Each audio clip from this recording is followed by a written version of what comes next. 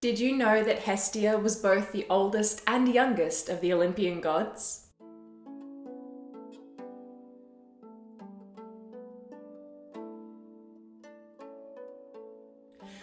Hello and welcome to World History Encyclopedia. My name is Kelly, and today's video is all about one of the most important deities in ancient Greece.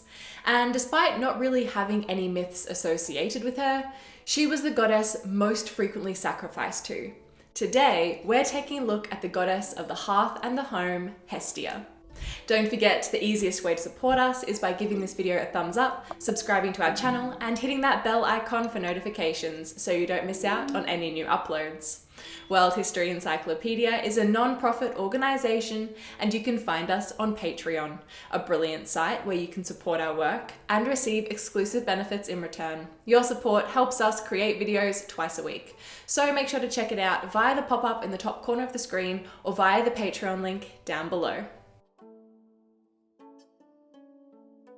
Hestia is the ancient Greek goddess of the hearth and home and of hospitality, so her responsibilities included presiding over the preparation of family meals, baking bread, and entertaining guests. As the goddess of the family hearth and also the communal sacrificial flame, part of every sacrifice made to the gods also went to her. To the Romans, she was known as Vesta. Hestia was the first child born of the Titan gods Kronos and Rhea, so she was the first to be swallowed by her father and was followed by her siblings Demeter, Hera, Poseidon, and Hades. Zeus was saved from being swallowed and eventually got his father to regurgitate his siblings. But since Hestia was the first to be swallowed, she was the last to be regurgitated, which makes her both the oldest and the youngest of the Olympian siblings. Hestia was asked by both the gods Apollo and Poseidon to marry, but she implored with Zeus to remain a virgin goddess instead, and so Zeus granted her the highest honour as the goddess of the royal hearth.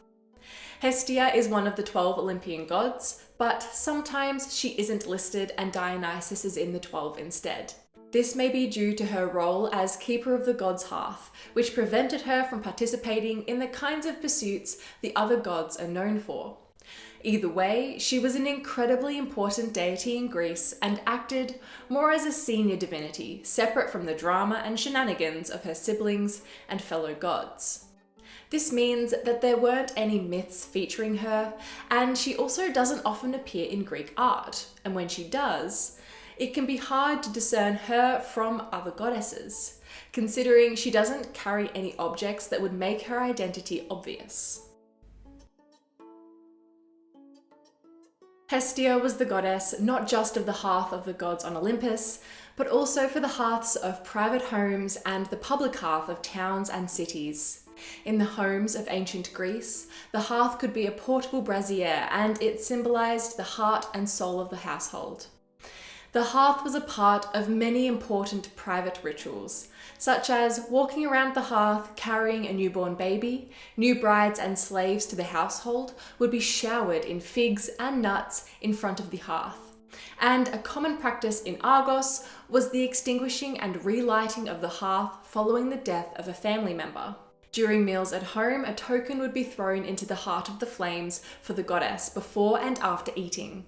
In the public hearth, Hestia was particularly associated with the Prytaneion and the Bouleuterion, which were the symbolic centre of a town and was where local government was carried out and functions were held. Each time a new magistrate began or ended their term, and before council sessions, sacrifices were made at the communal hearth to Hestia. She provided the underlying stability for homes and cities, and so received the first and last offerings at any meal in gratitude for her gifts. Since Hestia was believed to preside over all of the hearths, both private and public, she didn't have many shrines or temples dedicated to her, but she did have a few cults in Attica at Piraeus, Eleusis, Halymos, and Croconidae. Interestingly, at Kos and Naucratis, women were not allowed to participate in rituals for Hestia at the communal hearth because of its importance and connection with the political life of the city, in which only men could participate. During the Hellenistic period, after the death of Alexander the Great, Hestia seems to have more priests and priestesses dedicated to her, and in the Roman period, she is associated with their goddess of the hearth, Vesta, who is an important deity in Rome and whose eternal flame was tended to by the Vestal Virgins. Hestia and her important position in the pantheon of the Greek gods as the goddess of the hearth is told at the beginning of the Homeric hymn to Hestia and Hermes. Hestia, in the lofty homes of all immortal gods and humans who walk the ground, you won the eternal seat, the most ancient honour, with great rewards and respect. Mortals have no feasts without you. They begin by pouring honey-sweet wine, first and last, to Hestia. Why do you think it was important that Hestia be a virginal goddess? Let us know what you think in the comments below. If you enjoyed this video, make sure to give it a thumbs up and subscribe to our channel so you don't miss out on our new videos every Tuesday and Friday. This video was brought to you by World History Encyclopedia. For more great articles and interactive content, head to our website via the link below. If you like my shirt, you can explore more designs by Naja at apricusclothing.ca, or you can find a link for it down below. Thank you so much for watching, and we will see you soon with another video.